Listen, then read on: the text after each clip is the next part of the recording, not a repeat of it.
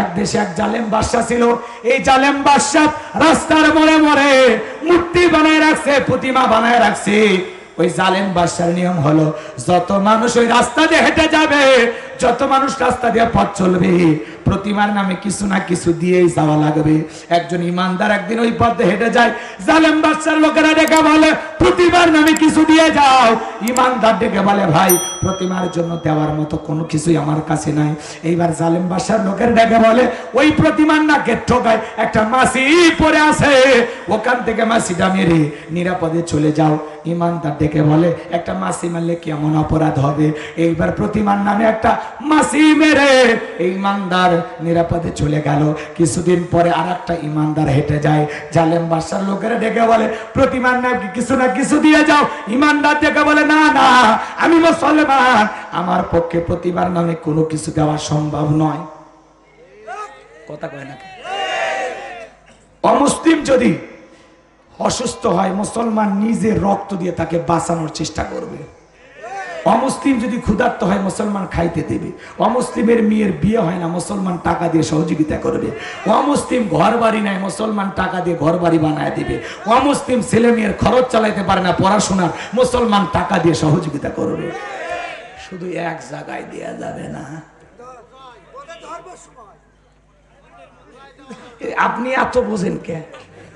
এই লোকটা আসলে বাড়ি ওয়াজ পাগল, তাই না? আমি যেখানে যাই আল্লাহর বান্দাকে পাই।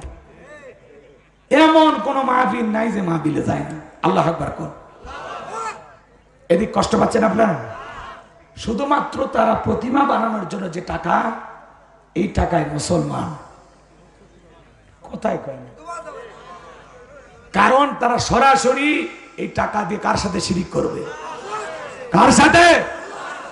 কথা কি বোঝা গেল? এই সব দিক দিয়ে আপনি সহযোগিতা করবেন।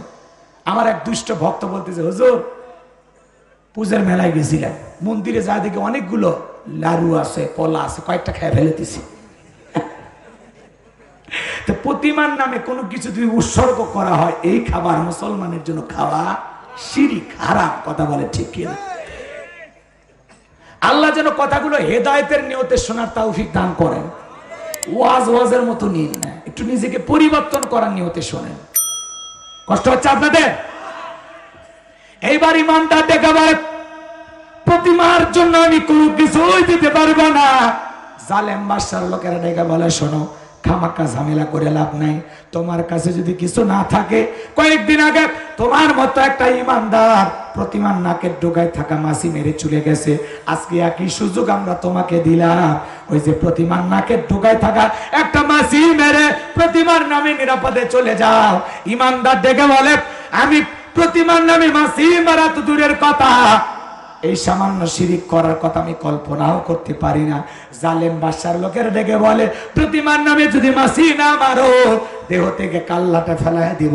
ইমানদার ডেকে বলে, কাল্লা দিতে রাজি, আল্লাহ দিতে রাজি নাই। আল্লাহু আকবার। এবার জালেম বাদশার লোকেরা বারবার বলে, ইমানদার ডেকে বলে, না। শেষবারের মতো ডেকে বলে, হয় প্রতিমার নামে একটা মাছি মারবা, না হলে এক কোপে দেহ থেকে কাল্লাটা ফেলে দেব। ইমানদার ডেকে বলে, কাল্লা দিতে রাজি, আল্লাহ দিতে রাজি নাই। এইবার জালেম বাদশার লোকেরা এক কোপে দেহ থেকে কাল্লাটা ফেলে দিলে ইমানদার আল্লাহর বান্দা রক্তের সাগরে ভাসতে ভাসতে আল্লাহর জান্নাতে পৌঁছে গেল।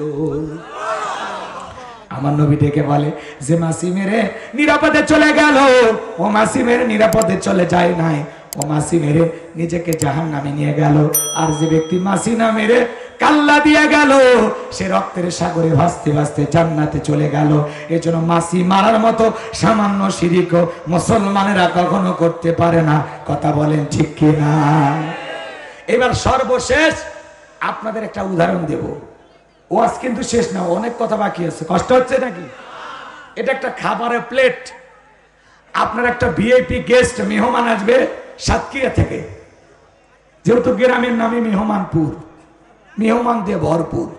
শোনেন ভাই, শোনেন তো, খাবারের প্লেট সাজাইছেন গরুর গোস্ত, হরিণের গোস্ত, কথা বোঝেন নাই, খাসি, দেশি মুরগি, ব্রয়লার, পাকিস্তানি, হাঁস, কবুতর, কোনো কিছু গোস্তের অভাব নেই।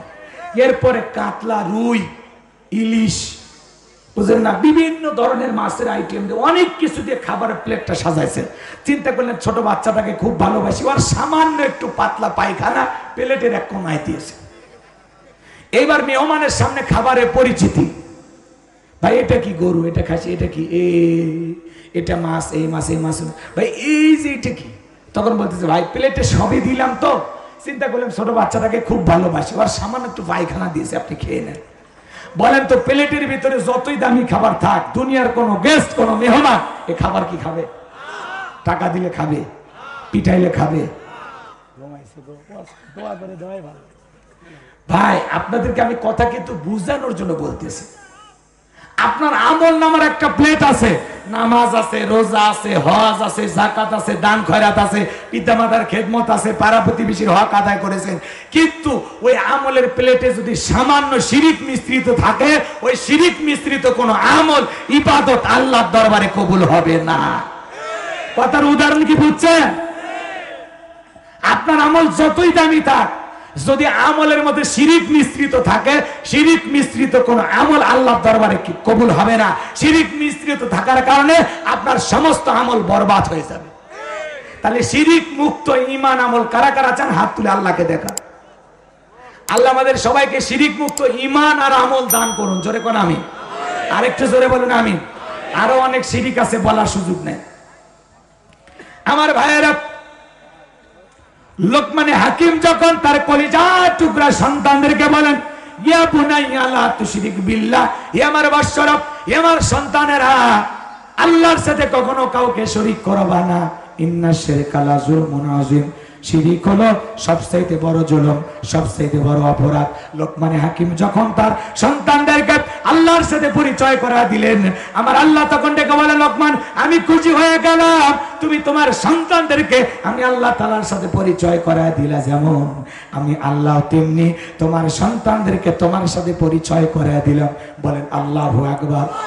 আমার আল্লাহ জানিয়ে দিলেন, ওয়াসাইনাল ইনসানা বিওয়ালিদাইহি হামালাতুহু উম্মুহু ওয়াহানান আলা ওয়াহানি ওয়া ফিসালুহু ফি আমাইনি আনিশকুরলি ওয়া লিওয়ালিদাইক ইলাইয়াল মাসীর। আমার আল্লাহ ডেকে বলেন, আমি মানুষকে নির্দেশ দিয়েছি তারা যেন মাতা পিতার সাথে সদাচরণ করে, উত্তম ব্যবহার করে, কারণ তার মা কষ্টের পর কষ্ট সহ্য করে তাকে গর্ভধারণ করেছে। ভাই মায়ের যদি 5 মিনিট করি, আপনারা ওঠেন যে পিতা মাতার খেদমতের কথা শুনবেন না? ও যে হুজুর আপনার টাইম শেষ হয়েছে, মাশাআল্লাহ, ধন্যবাদ। যা এদিকে খেয়াল করে, আল্লাহ তাআলা বলতেছেন আমি মানুষকে নির্দেশ দিয়েছি তারা যেন মাতা পিতার সাথে সদাচরণ করে, উত্তম ব্যবহার করে। আজকে সমাজে সবচাইতে অবহেলার পাত্র হলো মা বাবা। কথা কয় না? দুঃখ লাগে, বাংলার জমিনে মুসলমানের দেশে বৃদ্ধাশ্রম পাওয়া যায় যেখানে অসহায় মা বাবাকে পাওয়া যায়। মনে রাখবেন, এখানে বাংলাদেশের কোন আলেমের মা বাবাকে পাবেন না। কোন রিক্সা চালক, ভ্যান চালক, মাঠে কাজ করে এমন দুঃখী মানুষের মা বাবাকে পাওয়া যায় না। এদেশের সবচাইতে হাই সোসাইটির যারা আছে, যারা সমাজে দেশ বিদেশ থেকে ডিগ্রি নিয়ে শিক্ষিত বলে নিজেকে দাবি করে, এই শিক্ষিত নামের কুলাঙ্গার এদের মা বাবাকে পাওয়া যায়। কথা কন না কেন? কারণ এরা শেষ বয়সে মা বাবাকে বোঝা মনে করে। কথা কি বুঝতে পারছেন? এই জন্য আল্লাহ তাআলা বলেন, তোমার মা কষ্টের পর কষ্ট সহ্য করে তোমাকে গর্ভধারণ করেছে, 2-2.5 বছর বুকের দুধ পান করেছে। একটা মা সন্তানের জন্য কেমন কষ্ট করে আমার ভাইয়েরা। মা যখন গর্ভধারণ করে 3-4 মাস মা খাইতে পারে না, মার বমি বমি হয়। 6-7 মাস যখন হয়ে যায়, সন্তানরা যখন পেটের ভিতরে আস্তে আস্তে বড় হয়, আপনি আমি যখন মায়ের গর্ভে ছিলাম, যেই জায়গাটাতে ছিলাম এই জায়গাটা মাত্র 10 ইঞ্চি। আমার ভাইরা 7-8 মাস যখন হয়ে যায়, সন্তানের পা গুলো যখন বড় হয়ে যায়, সন্তানের 2টা পা আল্লাহ তাআলা মায়ের কলিজার সাথে সেট করে দেন। যেই সন্তানটা সবচাইতে কম মায়ের পেটে নড়াচড়া করে, মায়ের গর্ভে থাকা অবস্থায় 4500 বার মায়ের কলিজায় লাথি মারে। 9 মাস যখন অতিবাহিত হয়ে যায়, মার পেটটা যখন তরমুজের মতো বড় হয়ে যায়, মা ডান কাঁধ হইতে পারে না, বাম কাঁধ হইতে পারে না, মার বড় কষ্ট হয়। কত রাত না ঘুমায়া মা নির্ঘুম রাত্রি কাটাইয়া দেয়। যে সমস্ত মা বোনেরা সন্তান পেটের ভিতরে নিয়া রাতের বেলায় ঘুমাইতে পারে না, সারা রাত জায়গা নফল নামাজ পড়লে যে সব হয়, মায়ের আমল নামায় আল্লাহ সেই সব লিখে দেয়। আমার ভাইয়েরা, সন্তান ডেলিভারির সময় যখন হয়ে আসে, দুঃখিনী মা গভীর নিশীতে বাবার দুটা পা জড়াইয়া কান্দে। মায়ের চোখের পানি যখন বাবার পাকে স্পর্শ করে, বাবা ঘুম থেকে উঠে বলে, বিবি এত রাতের বেলায় কেন কান্না করো, কি হয়েছে তোমার? ডেকে বলে, স্বামী গো, আমি সন্তান জন্ম দিতে বাবার বাড়িতে চলে যাব। কত মহিলা সন্তান জন্ম দিতে মারা যায়। ও স্বামী, আমি যদি মারা যাই আমারে তুমি মাফ করে দিও। দীর্ঘদিন সংসার করলাম, বলবি তুমি মাফ করে দিও, এই নাও সংসারে চাবি বুঝাইয়া দিলাম। এই কথা বলে মা দুঃখিনী বাবার হাতে সংসারের চাবি বুঝাইয়া দিয়া দাই মারা ঘরে চলে যায়। প্রসবের যাতনায় মা দাঁত মুখ কামড়ায়। মায়ের কি যে কষ্ট হয়, কি যে যাতনা হয়, দুনিয়ার মা ছাড়া কেউ বুঝবে না। প্রসবের যাতনায় মা দাঁত মুখ কামড়ায়, চোখের পানি ছেড়ে দিয়া কাঁদে। আমার ভাইয়েরা, বিশ্ব নবীর এক সাহাবী মাকে কাঁদি করে ওয়াজ করে, খানায় কাবা তওয়াফ করে। আমার নবী ডেকে বলে, সাহাবী কাঁদে কে? বলে, হুজুর আমার মা। বিশ্ব নবী ডেকে বলে, সাহাবী বড় ভালো কাজ করতেছো, আমার কিসমতে তো মা বাবার সেবা করার ভাগ্য হয় না। সাহাবী বড় ভালো কাজ করতেছো। সাহাবী ডেকে বলে, হুজুর আমি যে আমার মায়ের খেদমত করতেছি, আমি যে আমার মায়ের সেবা করতেছি, আমি কি আমার মায়ের হক আদায় করতে পেরেছি? বিশ্ব নবী ডেকে বলে, সাহাবী আল্লাহ পাক যদি তোমাকে কিয়ামত পর্যন্ত হায়াত দেয়, আর তুমি যদি তোমার মাকে কাঁধে করে এমনি ভাবে হজ করো, খানায় কাবা তওয়াফ করো, তোমার মা তোমাকে জন্ম দেওয়ার সময় আ শব্দ করেছিল, ওই একটা আ শব্দের হক দুনিয়ার কোন সন্তান আদায় করতে পারবে না। চিৎকারে মেরে বলেন আল্লাহু আকবার। প্রসবের কি যে যন্ত্রণা, কি যে কষ্ট। একটা মা সন্তানকে জন্ম দিতে গিয়ে ছোট্ট বালতির মতো এক বালতি রক্ত শরীর থেকে ঢেলে ফেলে দেয়। কত মা জ্ঞান হারায় ফেলে। কিছুক্ষণ পরে যখন হুঁশ ফিরে পায়, ডেকে বলে, কই আমার সোনা মানিক, আমার কোলে দাও।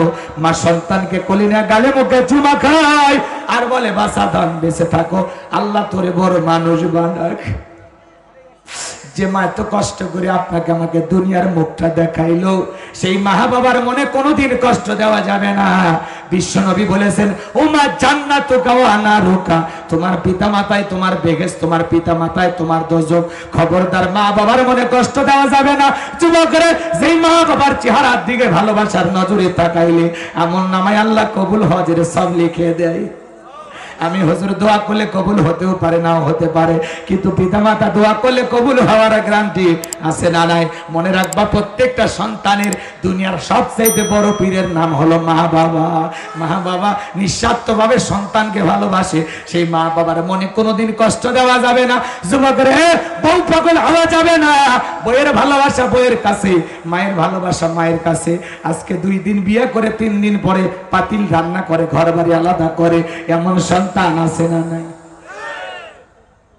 যে মা বাবাকে বাড়ি থেকে তাড়ায় দেয়, বৃদ্ধাশ্রমে পাঠাইয়া দেয়, ও মা বাবাকে তাড়াইয়া দেয় নাই, নিজের ভাগ্য থেকে জান্নাতটাকে দাঁড়িয়ে দিয়েছেন। কথা বলেন ঠিক কিনা? কারা কারা পিতা মাতার খেদমত করে তাদের মুখে হাসি ফোটাইয়া তাদের সুসন্তান হতে চান? 2টা হাত তুলে আল্লাহকে একবার দেখান। আল্লাহ সবাইকে পিতা মাতার খেদমতকারী সন্তান হিসেবে কবুল করুন। জোরে বলুন আমিন। যেহেতু আপনাদের ধৈর্যের বাঁধ ভেঙে যাচ্ছে, এই জন্য আর কষ্ট না দিই। আল্লাহ বক্তা আসলে গভীর রাতে মাহফিল হলে কি করবেন? দোয়া করুন। জি জি, আসলে কারণ এত সুন্দর কথাও যদি ভালো না লাগে, কথাগুলো কি আলোচনা কি খারাপ? হ্যাঁ, এই কথাগুলো আপনারা যদি না শোনেন, আরো অনেকগুলো কথা ছিল আমার হৃদয়ে গোছানো ছিল, আমি মনে করেছিলাম আপনারা ধৈর্য নিয়ে শুনবেন। তো ঠিক আছে, আল্লাহ বক্তা শ্রোতা সবাইকে যেটুকু বলেছি আমার অসমাপ্ত আলোচনা এখানে রাখলাম। আসলে এটার ব্যাপক আলোচনার সময় 2-2.5 ঘন্টা তো লাগেই। 1 ঘন্টায় কি এত কথা বলা যায়? বললেন যারা গেল ওদেরকে আটকা। রাত 12টা পার হয়ে গেছে, 12:30 বাজে, মানুষ কি ওয়াজ শুনবে? বক্তা এত দূর থেকে নিয়ে আসেন, সময় মতো দেন না, এটা দুঃখজনক। নিয়ে আসলে একটু ওয়াজ শোনার নিয়তে আসবেন, সকাল সকাল দিবেন। 2-2.5 ঘন্টা ওয়াজ করা যুবক মানুষ ব্যাপার না, কথা কয় না। এই যে মায়ের ওয়াজ, এখানে 2-1টা ঘটনা বলি, বলার সুযোগ দিলেন। এখানে যাই আপনার বউ শাশুড়ির যুদ্ধ, এগুলো নিয়ে কিছু কথা বলি, নারীদের আলোচনা চলে আসতো, তাই না? বলারই সুযোগ দিলেন না। কারণ আমি বুঝলাম আপনারা মা বাবার খেদমত ওয়াজ শুনবেন না, মা বাবার খেদমত আপনারা করতে চান না, আপনারা বউ পাগল। কিছু কিছু ছেলে এতটা বউ পাগল, বউ যদি কই দাঁড়ায় পেশাব করবো তাই করে। সাদিক গুসাব, কষ্ট হচ্ছে আপনাদের? বইয়ের দিকে চোখ দিয়ে তাকাইতেও পারে না, তাকাইলে কয় এই কার দিক তাকাইছিস, আগে 3 লাখ জমা দে। কারণ যৌতুক নিয়ে বিয়ে করছে, যৌতুক নিয়ে বিয়ে করেছে যারা বইয়ের কাছে ইয়েতিম তারা।